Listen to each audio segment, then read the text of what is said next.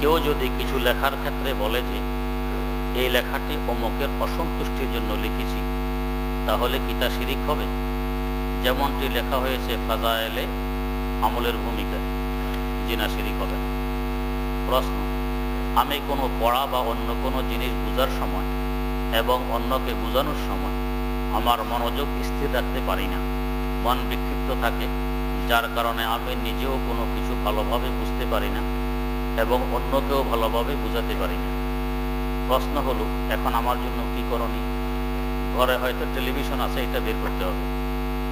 প্রশ্ন, অনেক মসজিদে মৃত ব্যক্তির জন্য দোয়া করানোর পর মিষ্টি বা এই জাতীয় কোনো জিনিস বিতরণ করা হয়, এগুলো খাওয়া শরীয়তের দৃষ্টিতে কতটুকু হালাল বা হারাম? মৃত ব্যক্তির জন্য দোয়া করে তার বিনিময়ে কিছু খাওয়া মাকরুহে তাহরিমি, এটা বৈধ নয়। আপনি দোয়া করেননি, তাহলে খেতে পারবেন। প্রশ্ন, উর্দু থেকে বাংলায় অনুবাদকৃত যে সমস্ত অভিধান রয়েছে সেগুলোর মধ্য থেকে কোনটি কিনলে তুলনামূলকভাবে বেশি উপকৃত হওয়া যাবে? প্রায় অনেকগুলো আছে, যে কোনো একটা কিনলেই চলবে। প্রশ্ন, বাংলাদেশের তৃতীয়তম মাদ্রাসার নাম কি? এইভাবে সিরিয়াল দেওয়া তো কঠিন, তবে সবচেয়ে বড় মাদ্রাসা হাটহাজারী মঈনুল ইসলাম, আর এরপরে চিটাঙ্গের পটিয়া মাদ্রাসা। প্রশ্ন, আমার অসুস্থ আব্বা আমার জন্য দোয়া চাই, আল্লাহ পাক আমাদের সকলকে সুস্থ করে দেন। প্রশ্ন, যদি কারো এমন আকীদা হয়ে থাকে যে আল্লাহ রাসূল সাল্লাল্লাহু আলাইহি ওয়াসাল্লাম গায়েব জানেন, তাহলে কি সে কাফের হয়ে যাবে? আল্লাহ পাকের জানানো ছাড়া নিজের পক্ষ থেকে তিনি সব জানতে পারেন, এমন আকীদা থাকলে এটা শিরিক হবে। প্রশ্ন, যদি কাফের হয়ে যায় তাহলে কি বিবাহ পুনরায় ইদ্যত পালন করা ছাড়াই দেয়া যাবে? স্বামী যদি এইভাবে কাফের হয়ে যায়, তো তাহলে স্ত্রী আর স্বামীর বিবাহ বন্ধন ভঙ্গ হয়ে যায়, ইদ্যত পালন করার পরে যায় বিবাহ বসতে পারবে। প্রশ্ন, হিন্দু ধর্মের একজন ছেলে মুসলমান ধর্মের একজন মেয়েকে বিয়ের প্রস্তাব দিয়ে যদি বলে, তুমি যদি আমাকে বিয়ে করো আমি মুসলমান হয়ে যাব, তখন মেয়েটির কি করা উচিত? দয়া করে জানাবেন। মুসলমান হয়ে যাওয়া উচিত। প্রশ্ন, গত তাফসীরে বলা হয়েছিল আমাদের জীবন যদি কোরআন এবং সাহাবার জীবনের অনুযায়ী হয়, তাহলে বুঝতে হবে আমরা সিরাতুল মুস্তাকিমে আছি। এখানে তো নবী সাল্লাল্লাহু আলাইহি ওয়াসাল্লামের জীবন অনুযায়ী হওয়ার কথা বলা হলো না, বিষয়টি দয়া করে বুঝিয়ে দিবেন। সাহাবায়ে কেরামের জীবন পুরা রাসূল আকরাম সাল্লাল্লাহু আলাইহি ওয়াসাল্লামের জীবনের নমুনা। প্রশ্ন, বিশ্বনবী সাল্লাল্লাহু আলাইহি ওয়াসাল্লামের পথে যে বুড়ি কাটা বিছিয়ে রাখত, সেই বুড়ির নাম কি ছিল? আমার এখন জানা নেই।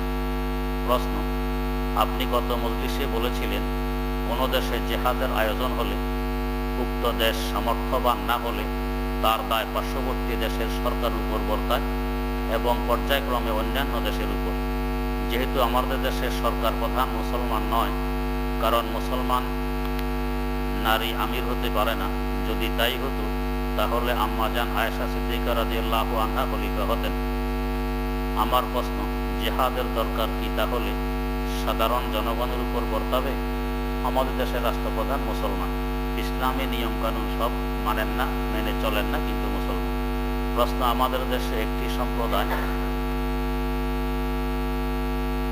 বা দল ইসলামের নামে অর্থাৎ আক্রমণ ভাঙচুর করে এই অতর্কিত বাম দল কারীরা ইসলামের দাবি করে, ইসলামের সম্পর্কে কি বলে? ভাঙচুর করে মানুষের ক্ষতি করা ইসলাম সমর্থন করে না। প্রশ্ন, মারেফাত সম্পর্কে কোনো বাংলা কিতাব আছে কিনা? দয়া করে জানাবেন। না থাকলে আপনার লেখার ইচ্ছা আছে কিনা জানাবেন।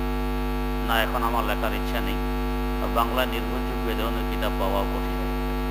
প্রশ্ন, লুঙ্গির নিচে জাঙ্গিয়া পরিধান না করলে সতর ঢাকার ফরজ ভঙ্গ হয় কি? জি না, সতর ভঙ্গ হয় না।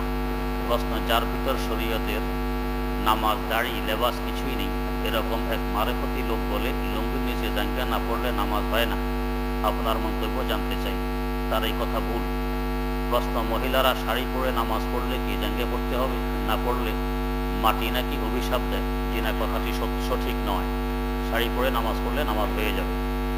প্রশ্ন, ইসলামে শিয়া সুন্নির বিরোধ কেন?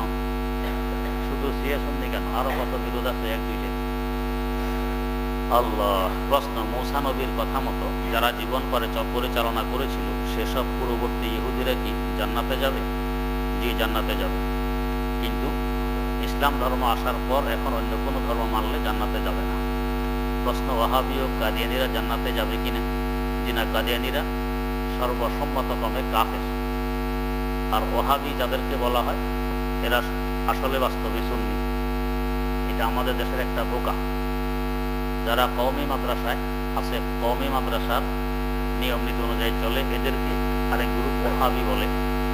এরা বাস্তবে সঠিক ইসলামের উপর, সুন্নতের উপরে অটল আছে, এরাই বাস্তবে সুন্নি।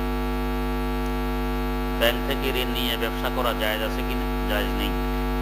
প্রশ্ন, জনৈক ইমাম সাহেব মসজিদে রাত্রি যাপন করেন।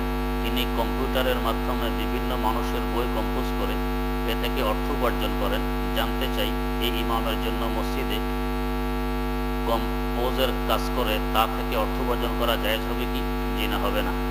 প্রশ্ন, জনৈক ব্যক্তি একটি কম্পিউটার 10,000 টাকায় পাবে বলে ধারণা করে 10,000 টাকা সাথে নিয়ে যায়, কিন্তু কেনার সময় আরও 1,000 টাকা প্রয়োজন পড়লে তার এক বন্ধু থেকে তা নেয়, কিন্তু সে বলে আমি ধার দিচ্ছি না, বরং তোমার শরীক হচ্ছি।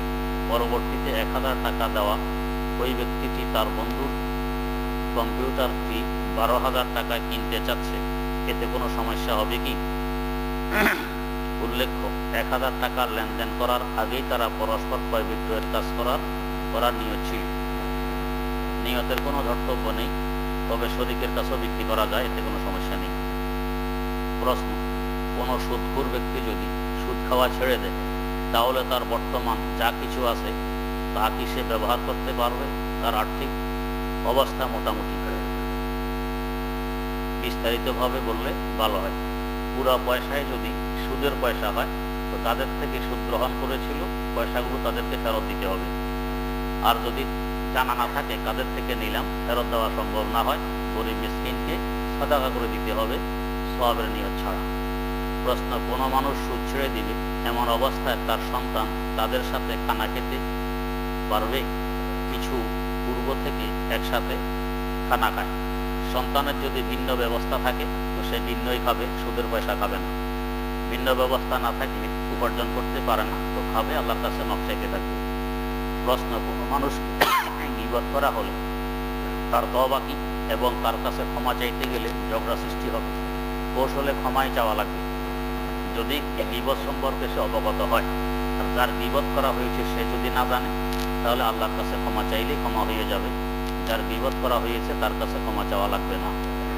প্রশ্ন, ব্যবসায়ী ক্ষেত্রে দেখা যায় একটি পণ্য দেখিয়ে অন্য একটি কম দামি পণ্য দিয়ে দেয়, এটার কাফারা কি?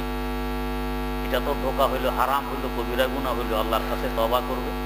তার পাশাপাশি যে পরিমাণ ক্ষতি গ্রাহকের হয়েছে এই পরিমাণ ক্ষতিপূরণ দিয়ে দিতে হবে। প্রশ্ন, কত বছর বয়স থেকে মানুষের গুনাহ লেখা হয়? যেমন মিথ্যা কথা বলা, গালি দেওয়া, অনর্থক কাজকর্ম করা। বছরের ধর্তব্য নেই, বালেগ হওয়া না হওয়া। একজন পুরুষ 12 বছরে বালেগ হইতে পারে, 12 থেকে 15 বছরের ভিতরে সে বালেগ হবেই। আর নারী 9 বছর থেকে 15 বছরের ভিতরে বালেগ হবেই। বালেগ হইলেই তখন তার গুনাহ লেখা হয়। প্রশ্ন, কোনো মানুষকে কথার মাধ্যমে কষ্ট দিলে তওবা করলে কি মাফ হবে? যাকে কষ্ট দেওয়া হয়েছে তার থেকে মাফ চেয়ে নিতে হবে। প্রশ্ন, যে কোনো নেক আমল করা হয় একমাত্র আল্লাহর জন্য, কিন্তু শয়তান তাকে ধোঁকা দেয় যে লোকেরা তোমার আমল দেখতেছে, তোমাকে নেককার বলবে, এবং সে রিয়ার ভয় পাইতেছে, এতে তার আমল কি রিয়া হবে? জি না, রিয়া হবে না। প্রশ্ন, মানুষ নেকামল করে এবং তার উদ্দেশ্য আখেরাত, কিন্তু লোকেরা তাকে ভালো বলে এবং আল্লাহ তার সমস্যাকে সমাধান করে প্রশংসা করার কারণে তার কি ক্ষতি হবে? জি না, ক্ষতি হবে না। প্রশ্ন, মানুষ বলে আমি শুনেছি মা বাবার খেদমত করলে বেহেশতে যেতে পারবে। মা বাবার খেদমত করে যদি বেহেশতে যাওয়া যায়, তাহলে তো নামাজ রোজা না করলেও চলে। তাহলে মানুষ কেন নামাজ রোজা করে? এটার অর্থ এই নয় যে নামাজ রোজা বাদ দিয়ে শুধু খেদমত করলেই হবে। নামাজ রোজাও লাগবে, তার পাশাপাশি খেদমতও লাগবে। প্রশ্ন, আমাদের দেশে সর্বমোট 2011 সালে সংবিধানের 15তম সংশোধনী আনা হয়। এই সংশোধনী দ্বারা অন্যান্য বিষয়ের পরিবর্তন সহ ধর্মনিরপেক্ষতা সমাজতন্ত্রকে রাষ্ট্রীয় মূলনীতি হিসাবে পুনরুস্থাপন করা হয়। আমরা রাশিয়ার সমাজতন্ত্রের শাসন দেখেছি, পুরো দেশকে একটি বিস্তীর্ণ জন্য কারাগারে পরিণত করা হয়েছিল। বছরের পর বছর মানুষ সাম্যবাদের প্রতারণাপূর্ণ স্লোগানে ধোঁকা খেয়ে জুলুম অত্যাচারের মধ্যে জীবন অতিবাহিত করেছে। অতএব এই সমাজতন্ত্র যে বিধানে স্থাপন করা আমাদের জন্য কতটা হুঁশিয়ারি সংকেত, অথচ আমরা অনেকেই দেশের এসব ব্যাপার নিয়ে চিন্তা ভাবনা করি না, অনেকে খবরও রাখি না। কথা একেবারেই ঠিক। বুঝবুদ্ধি যখন বিদায় নেয়, স্বার্থ যখন সামনে আসে, তখন মানুষের বুঝবুদ্ধি বিদায় নেয়। যদি আমাদের সামনে এই অভিজ্ঞতা না থাকে, তাও একটা কথা ছিল। রাশিয়ার কি অবস্থা ঘটেছে আমাদের সামনে আছে, তারপরও সমাজতন্ত্র, এদের বুঝবুদ্ধির অভাব। প্রশ্ন, বাজার থেকে ড্রেসিং করা মুরগি বিস্তারিত বিধান বললে খুবই খুশি হব। ড্রেসিং করা মুরগি যে পানিতে ড্রেসিং করে, ওই পানিতে একটু দেখে আসেন কেমন। এই পানিতে কোনো খাবারের বস্তু চুবিয়ে এটাকে খাওয়া রুচিসম্মত মানুষের পক্ষে সম্ভব নয়। দ্বিতীয়ত, পানি যদি এই পরিমাণ গরম হয় এবং মুরগিকে এই পরিমাণ সময় পানিতে রাখা হয়, এই পানির প্রভাব মুরগির ভিতরে ঢোকে, তাহলে এই মুরগি খাওয়া হারাম হয়ে যাবে, এটা খাওয়া বৈধ হবে না। হ্যাঁ, যদি কম গরম হয় অথবা এত অল্প সময় রেখেছে যে পানির প্রভাব ভিতরে ঢোকেনি, তাহলে খাওয়া যাবে। কিন্তু এটা বোঝাও তো আমাদের পক্ষে কঠিন। ওইখানে তো আপনাকে চাইতে দেয় না যেখানে ড্রেসিং করা হয়, তাই মুরগি কখনো ড্রেসিং করবেন না। দরকার হয় মুরগির চামড়া ওদেরকে দিয়ে আসবেন, তোমরা চামড়া খুলে নিয়ে যাও, আমাকে শুধু মুরগিটা দিয়ে দাও, কিংবা বাড়িতে এনে চামড়া খুলবেন। প্রশ্ন, একই গরম পানির ভিতরে যদি মুরগি থেকে পেটের নাপাক ময়লা বাহির করনেওয়ালা মুরগি ও না বাহির করনেওয়ালা মুরগি ড্রেসিং করা হয়, তাহলে কি কোনো ক্ষতি আছে? যে ক্ষতি বললাম এই ক্ষতি আছে। প্রশ্ন, মুফতি তাকি উসমানী দামাত বরকাতুম কত সালে আপনাকে পীর মুরিদির খেদমত দিয়েছেন? 95 সালে মনে হয়। প্রশ্ন, আমার দাদু চরম পিঠ ব্যথা ভুগতেছে, আল্লাহ পাক তাকে ভালো করে দেন। প্রশ্ন, ফাজায়েলে আমাল কিতাবটি হযরত জাকারিয়া রহমতুল্লাহ আলাইহি হযরত ইলিয়াস রহমতুল্লাহ আলাইহির নির্দেশে লেখেন। ভূমিকার ভিতর লেখেন, এত বড় বুজুর্গের নির্দেশ পালন এবং তার সন্তুষ্টি আমার গুনাহ মাফ ও পরকালের নাজাতের উসিলা মনে করি। তার লেখার মাফহুম এমন।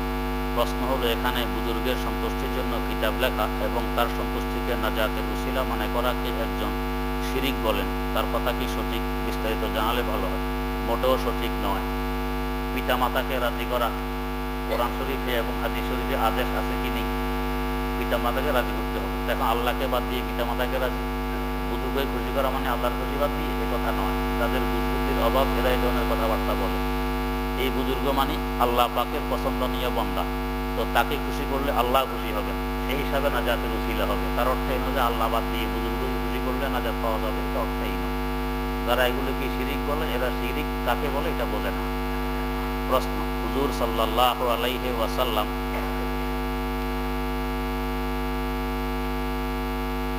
এর সব থেকে বড় সুন্নত কোনটি?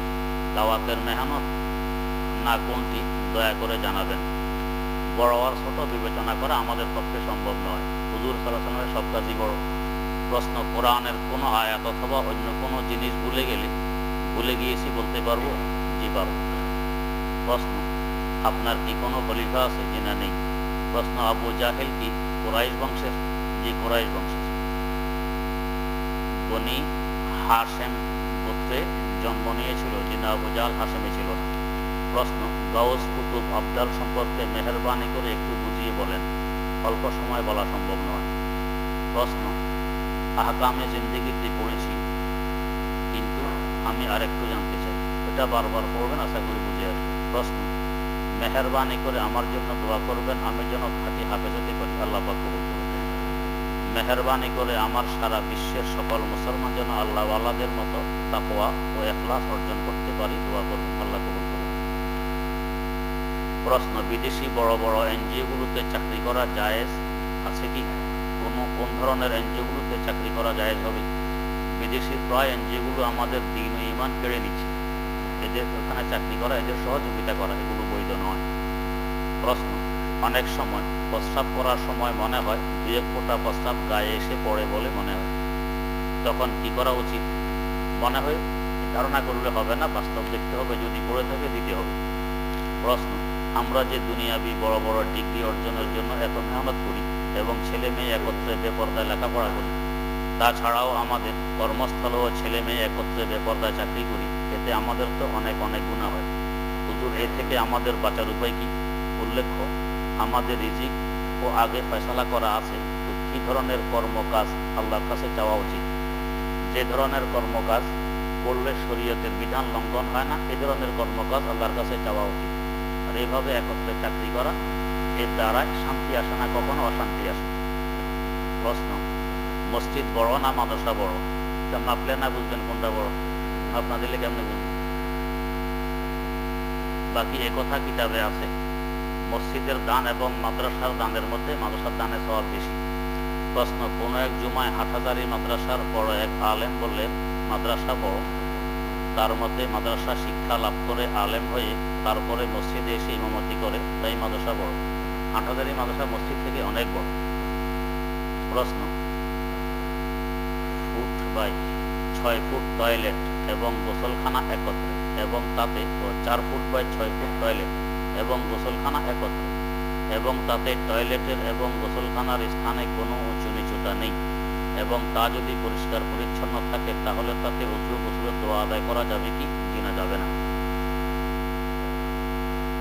প্রশ্ন, নামাজের মধ্যে যদি আল্লাহ সম্পর্কে কোনো খারাপ ধারণা আসে তাহলে কি লা হাওলা ওয়ালা জিনা বলা যাবে না? প্রশ্ন, ব্যাংক থেকে সুদে লোন নিয়ে যে বাড়ি করা হয়েছে সে বাড়িতে অন্য কোনো মেহমান এসে রাত্রি যাপন করলে অথবা কেউ সে বাড়ি ভাড়া নিয়ে থাকলে কি গুনাহ হবে? জিনা গুনাহ হবে না। প্রশ্ন, কোনো ব্যক্তি যদি স্বপ্নের মাধ্যমে হজ করে সে স্বপ্নের ব্যাখ্যা কি জানতে চাই? স্বপ্নের ব্যাখ্যা এখানে বলা হয় না। আলহামদুলিল্লাহ রাব্বিল আলামিন।